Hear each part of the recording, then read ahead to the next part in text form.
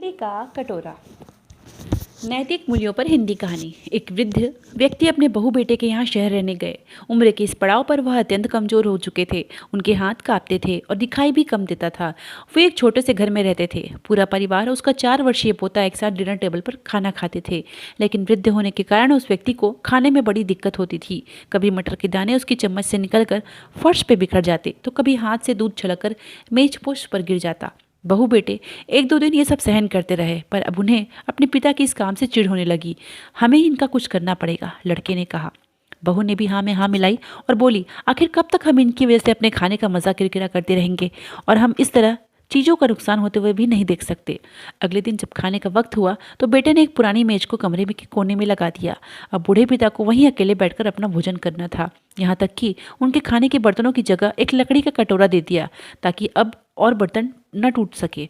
बाकी लोग पहले की तरह ही आराम से बैठकर खाते, और जब कभी कभार उस बुजुर्ग की तरफ देखते तो उनकी आंखों में आंसू दिखाई देते। यह देखकर भी बहू बेटे का मन नहीं पिघलता। वो उनकी छोटी से छोटी गलती पर ढेरों बातें सुना देते। वहाँ बैठा बालक भी यह सब बड़े ध्यान से देखता रहा और अपने में मस्त रहा। एक रात खाने से पहले उस छोटे बालक को उसके माता पिता ने जमीन पर बैठकर कुछ करते हुए देखा। पिता ने पूछा, तुम क्या कर रहे हो? बच्चे ने मासूमियत के साथ उत्तर दिया, अरे मैं तो आप लोगों के लिए एक लकड़ी का कटोरा बना रहा हूँ, ताकि जब मैं बड़ा हो जाऊँ तो आप लोग इसमें खा सकें। और वह पुनः अपने काम में लग गया। पर उसकी इस बात का उसके माता पिता पर बहुत गहरा असर हुआ। उनके मुंह से एक भी शब्द नहीं निकला और आंखों में आंसू बहने लगे। वो दोनों बिना बोले ही समझ चुके थे कि अब उन्हें क्या करना है। उस रात वो अपने बूढ़े पिता को वापस डिनर टेबल पर ले आए, फिर कभी उनके साथ अभद्र व्यवहार नहीं किया।